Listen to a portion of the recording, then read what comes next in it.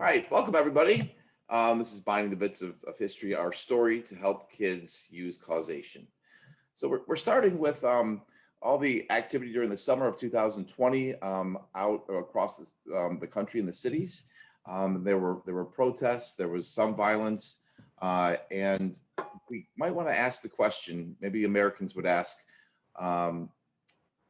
why was this happening? Why did Americans take to the streets? And what we might find in conversations at the dinner table or through text is that people would say, well, it was because George Floyd was killed by a policeman. That's true, but we feel like that's an incomplete answer, that there's much more to the story than that, and history plays a big role in helping explain big events like this.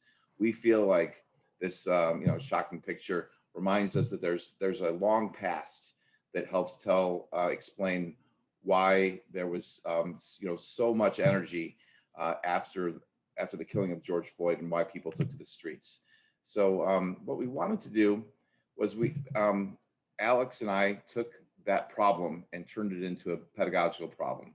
So we wanted to try to equip our students with some of the skills involved to help them see longer term, use history to help explain what's going on. So here's our problem for the year for my Apush course. When students and citizens encounter a new civil disruption, can they naturally include both short-term and long-term causes to explain why it happened? So we feel like this is one of a really big sort of takeaway from a history class, that students could be out, beyond the classroom and recognize that history plays a big role in why things are happening.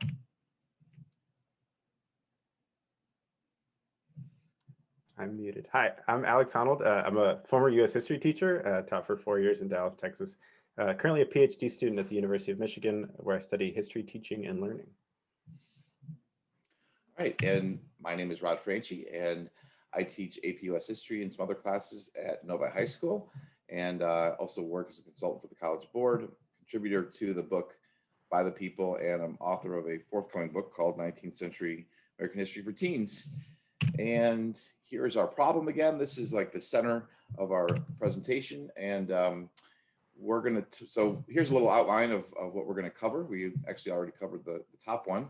And so we thought that before we get too much further along, we wanted to sort of situate this problem that we had into my existing course. So again, our goal for the year was to have kids, when they encounter a new event, and we'll explain what civil disruptions are in a moment, but really any history event, when they encounter it, we want students to start thinking sort of at least on two planes, to think about like the short-term causes, or what we call triggers, plus the long-term historical causes that are at work here. And these sorts of like real applications of history, they can't be solved and executed with flashcards. This is, history sometimes becomes this sort of game of memorizing facts, and that's not the kind of history that's going to equip our kids after they leave our classroom. And so, a lot of times kids see history as these disconnected bits, things they have to memorize. But what my message early on in the class is that history is about the connections. And so I try to make my Apush course really about that. Everything we do is connecting something. And then, so Alex joined me this year to help along with my course, and we're both exploring this question. So Alex had an addition to add here. Here you go. Yeah, so we know students often think about history in little bits, and we know also students think about causation as one giant line from A to B to C.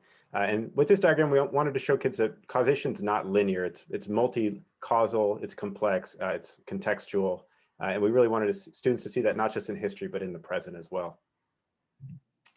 All right, so again, going back to my course, there's a lot of attempts at binding here. So I'll just show you how this is situated in here. So there are three types of things that I do to try to help kids, make connections throughout history. And the first one is the American narrative. And this helps kids see changing continuity over time. It looks like this. We do this after every 2 or 3 units, and we kind of break up our history into 4 parts: social history, and then this is political history, economic history, and foreign policy.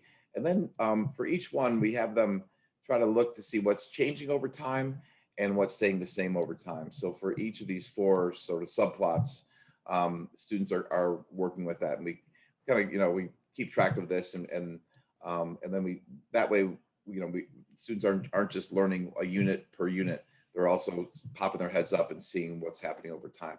Next one is Apush Backstory. This is an activity that helps kids connect the past to the present. And so here's kind of a blurry view of this, but what we did earlier this year was, this is a New York Magazine article. It's called How America's Identity Politics Went from Inclusion to Division. And so I used this when we were talking about the political tensions that were in the 1850s, and how that led to secession. And I'm not making a case that we're headed to that now, but we have these tribal politics, the reality right now. So I kind of, we learned this from the 1800s, and we read this article, really good article, and had the kids sort of make the connections themselves, kind of define how those are connected. So that's the second one. The third one is this idea of civil disruptions, and really that's just a vehicle to explore causation, to have kids working with causation. So again, these are all different ways of binding the bits, and it's that last one, civil disruptions, that we used to try to help kids think about causation, both short-term and long-term. And so that's what we're going to be talking about tonight here. And that really connects back to my Apush curriculum.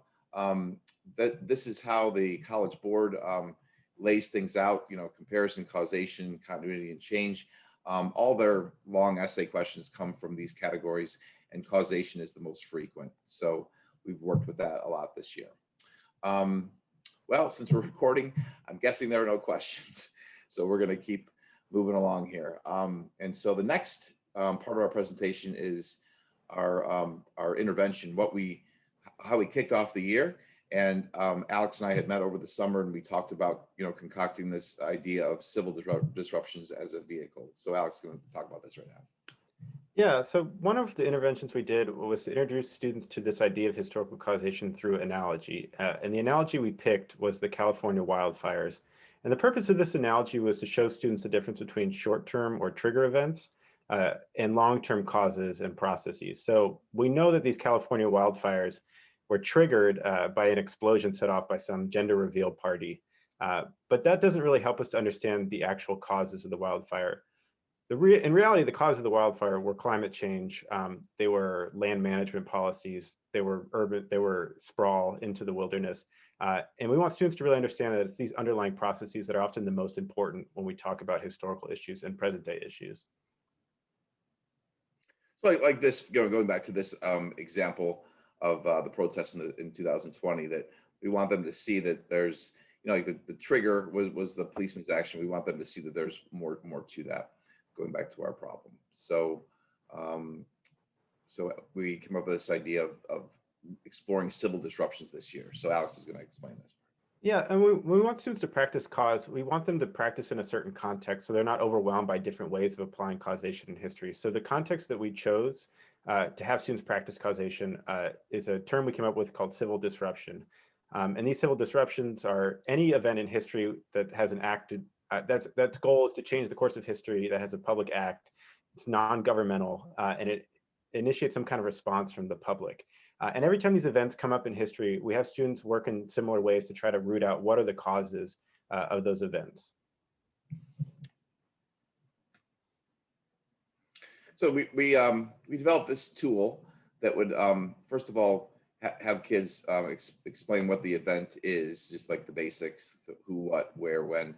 And then as they're exploring what led to this, we were having them sort of break it up into short-term and long-term. And they had some good questions at the beginning, like how do you determine short-term versus long-term causes?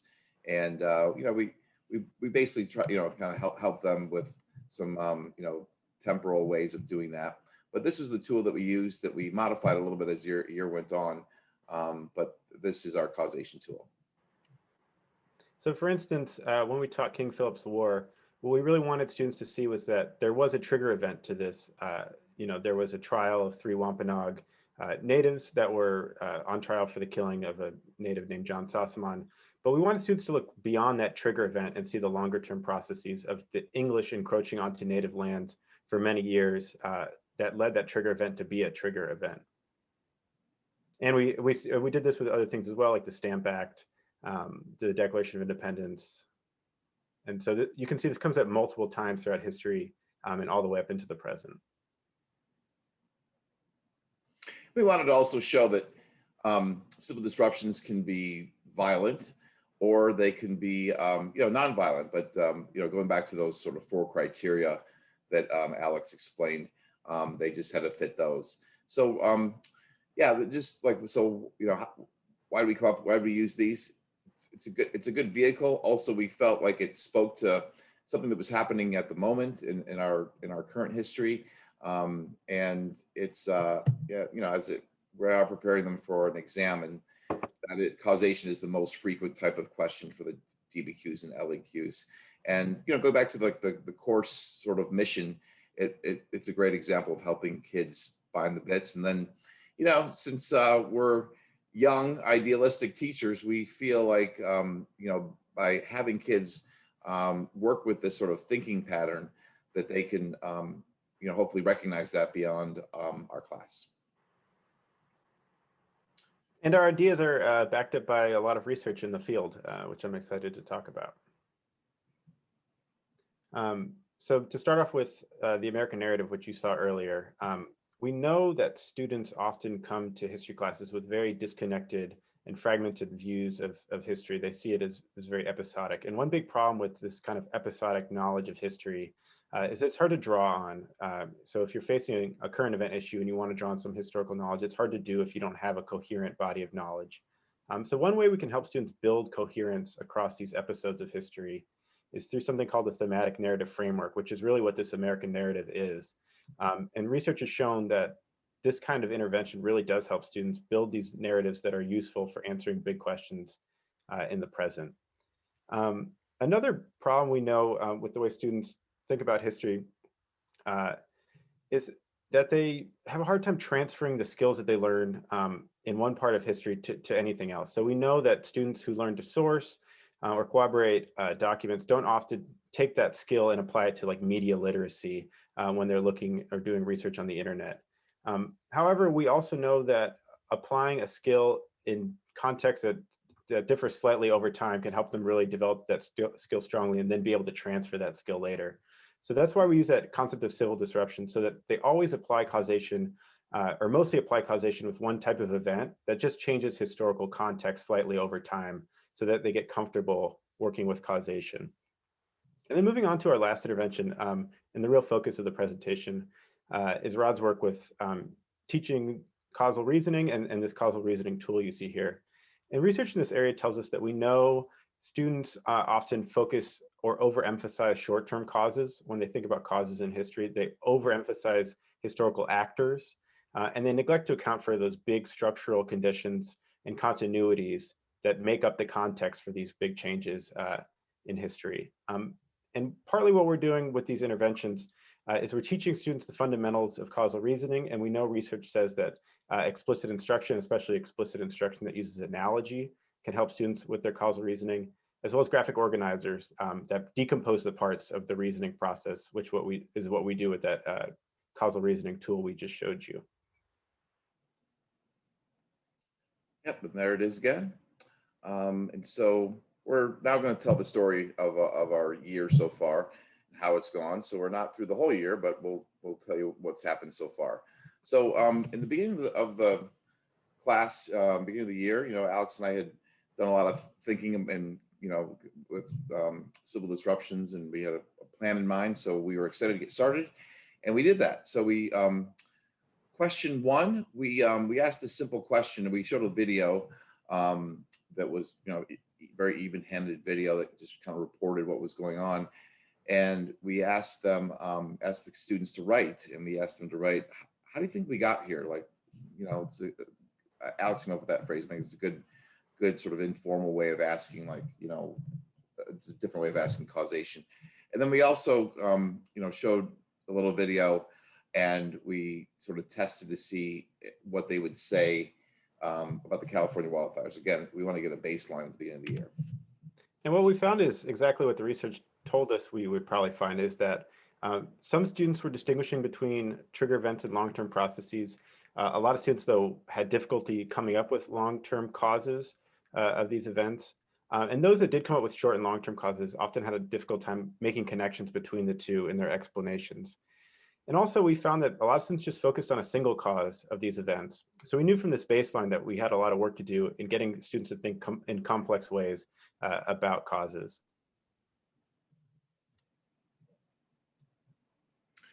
So throughout the year, we loop back to this quite a bit. So we would look at something like King Philip's War or the Stamp Act riots and use this tool to help explain it. And we had some, really good discussions in class with it. Anyway, so Alex collected some data on what came back when we worked with these. Yeah, we definitely noticed some improvements with students with the use of the tool and also those analogies we talked about earlier. Most students were now correctly identifying long-term causes in the cognitive tool. So we see, like Donald here mentions, that benign neglect was an important context for the Stamp Act riot. However, we see that some students are still kind of getting very vague or totalizing responses for their causes, like the colonists, like all of the colonists want their independence back. And so we needed to work with students to be more explicit in their explanations of these causes. All right, so we also wanted to transfer it, not just do civil disruptions, but we wanted to transfer it to like major events in history, so students could use this causation thinking, throughout the course and in ways that would help them on the exam too. So one way, I think this is the first time that we did that, and we were looking at the rise of common man politics, and so we asked the question of how was it that what caused the rise of common man politics? So we wanted them to think beyond the short-term spark of Jackson wins the popular vote in 1824, and that's a representation of that. But we wanted them to think beyond that. Yeah, and what we noticed is that some students were doing a great job of integrating short and long-term causes in their writing. So we hadn't asked them to do a whole lot of writing before, but some really used that tool wisely to come up with clever responses. So we see, like Rachel here, was positioning Jackson as someone who branded himself as a common man. And the reason that Jackson move worked is because of the longer term process of reductions in property requirements. We still saw, though, that even students who were putting long-term causes in the tool weren't necessarily writing about those causes in their responses. So you can see Tripty's response here. She focuses entirely on Jackson as a war hero and his views, but doesn't really bring up any of the longer-term context that made Jackson's election possible. So we continued working with these, and this is an example of where we had kids pick from actually two. They had to do one from each list. This was a list of familiar events, and here was a list curated by Alex of sort of more obscure ones, but really interesting, and they were great examples of civil disruptions and taught something about the content we were learning. This is also a time where we were trying to have them transfer over some of the work in this graphic organizer to the writing. So I asked this sort of silly question here. If someone at dinner asked why this civil disruption happened, like whichever one they picked for their first one, what would you say? And so trying to again transferring this graphic organizer work over to their writing. And so that brought us to January 6th. So on January 6th, my class ends at 2 o'clock. And the last thing I told them was, I said, tomorrow we're going to look to see it about this this rally, this MAGA rally in D.C., and we're going to study it with our causation tool and talk about it as a civil disruption. Now, remember, civil disruptions can be violent or not violent, and so I told the kids, I said, I'm pretty certain this will be a peaceful event in the end. But it's an important one, it's happening right now. So I want to be sure to see it. I encourage them to turn on the TV and watch it. There were some good speeches inside, and there were, I know there were a lot of people there. And so little did I know that, like, literally as I was speaking, the Capitol was being stormed. So the next day, so this is the slide, sort of the agenda for the next day that we greeted the students. So I kind of noted just the drama of the event. And then we talked about it. We talked about a little bit about like what kind of backstory led up to this, or like, what happened with since the election, and why this event was happening. We watched two videos that were just, pretty mind-blowing videos that was showing what was happening on the inside too. I had the students share their feelings on a graffiti wall, and I think the Jamboard. And then I asked them to react to this as a citizen. I had a few questions for that. And then as a historian. So we got onto that. And then, so this is what it looked like the next day, the very next day after this. So I think we had spent the whole class, as you can probably guess, the whole class period on this. And so I started to use this sort of method to sort of string this out a little bit. I asked them to, here, reply to the question, why did the January 6th Capitol uprising happen? So I just asked them that in very basic terms here. The next part, they went through and filled out the graphic organizer. And then I asked them to take another crack at that question to see if that would change, from the, see if this helped them sort of separate short-term and remember those long-term causes. And then finally, I wanted to see if they thought this was kind of fit into what we've been learning about these civil disruptions. And so historian Jill Lepore had she was a guest on a podcast, and she was explaining that this was, that this was unusual. I think she was referring to the fact that a president was sort of firing up a crowd that led to a civil disruption. And she was saying how unusual that was. So we talked about that, but also in a larger sense, I wanted them to see that, some sort of violence as in American politics is very much, an example of continuity over time, that we've seen this going back to the Stamp Act riots, really, that violence does play a role there. And so they wrote and we talked, and Alex here will report what he saw. Yeah, we found some interesting things. So one of our big findings here was that students who in our class who consistently used the causal reasoning strategies that they were taught actually applied those to this present day case. So you can see Lee here talked about the Capitol uprising, not just in terms of misinformation, but also in terms of longer processes like polarization, political polarization happening in the country.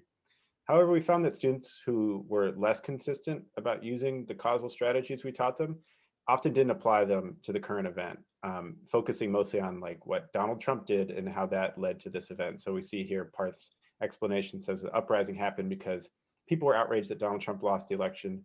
He didn't really even attempt to try to make a longer term process-driven explanation of why that occurred. So we still have some work to do with current events, definitely. All right, then we asked them to kind of comment on whether or not they were going to, or how they were thinking about this. Or I guess what I asked them is, what do you think Alex and I want you to be able to do with all this work with graphic organizers? Now, remember, they have 6 classes, and we don't do this like every day. And so I was just like, hey, remember, that causation tool? What is it that we've talked to you about that we want you to try to do with that? And so Alex went through and logged in the responses. Yeah, and it was pretty impressive. We didn't have a baseline assessment for this, so we can't tell you exactly how much students developed in thinking about cause in a kind of metacognitive way. But we saw that 45% of the students thought that differentiating long and short-term causes was really important, discussing causation. 17% talked about how important it was to contextualize your causal reasoning. 21% said how important cause was to making connections in history. And one student raised our thematic lenses of using political, economic, and social to identify and distinguish between causes. So really impressive results, we think, given where students were at in the beginning of the year on those 2 baseline tasks. So we did see that a good number of students talked about cause in a very linear way. So one student here mentions that causes are kind of like dominoes, like A causes B causes C. And that's something we're going to continue to work with students on, to see causation as a more complex phenomenon than just a set of dominoes that fall.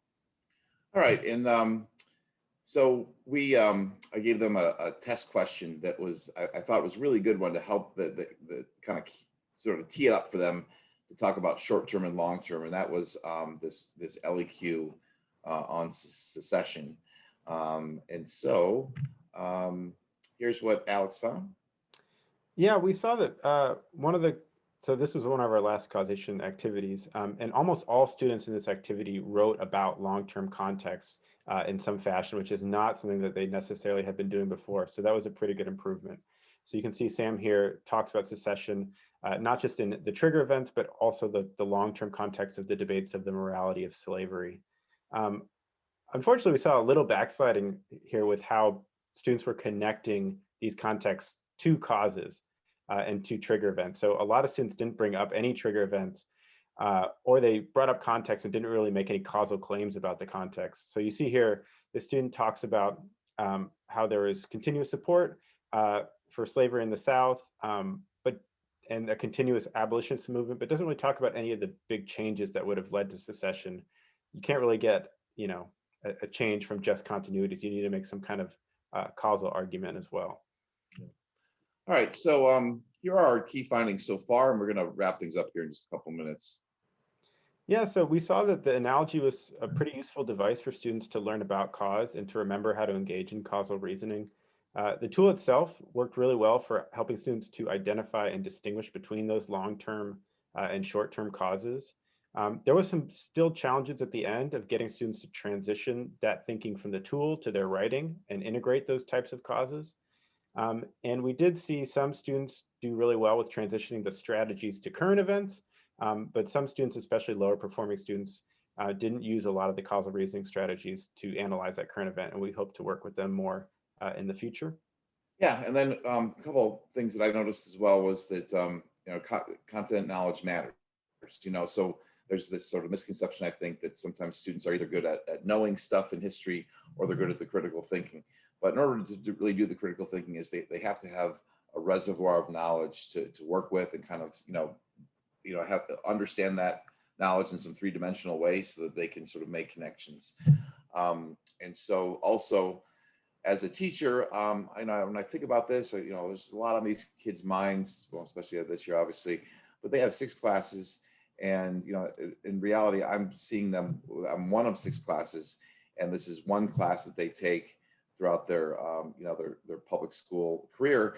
And I feel like for something like this to work, I mean, I guess the test would be if, something that happens in 2028 when the kids are way past our time together, could they see this big event that comes up, a civil disruption? Let's say it's like a big national union strike. Could they see that as, that has a spark, but then it also has these long-term causes? I think really the best way for us to achieve that, which I think is like in some way, so like this is kind of what social studies is about. Like we feel like we're helping train the kids to think as citizens for their lives. I feel like this needs to be part of the K-12 program where students are working on this type of thinking skill year after year. And so for next steps, well, no questions. Okay, next steps.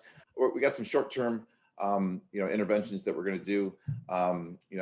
Some of it involves like some a little bit more scaffolding in some cases, but then we're going to kind of give them the same sorts of activities to do again, the same types of, well, as you can see at the bottom, we're going to do a practice LEQ with the causes of the rise of the KKK, and then kind of like, pick that apart and kind of remind them, hey, we want short-term sparks, long-term as well. And then we're going to do the same with the end of Reconstruction for the test. So we'll see if they get this sort of a similar type of challenge, if they can meet that challenge. And also we have got some long-term things. We don't have time to go through them all at the moment, but we want to use that causation tool for review and transfer it to really big events like the Industrial Revolution or World War II. And we want to look at the effects side of those as well. So that's part of our tool. And then after the exam, we want students to be able to explore some 21st century civil disruptions. And then finally, we're going to ask them the same question we asked them in September. We're going to go over those disruptions from 2020 and ask them how they think that we got there. Then Alex and I will maybe pour a drink and compare the responses from September to June, see what we come up with. So anyway, also we're gonna record a sort of sequel to this to see what happens next. So if you would like to contact us, well, you can contact contact me at my email address is or one of them is rod@thehistorychase.org, rod@thehistorychase.org. And then we can reach out to you and offer you the sequel to find out how our story ends. So that's it. We were going to ask to see if there were any questions, but we're going to wrap things up here. So thanks very much. And we hope to see you again sometime. Thanks.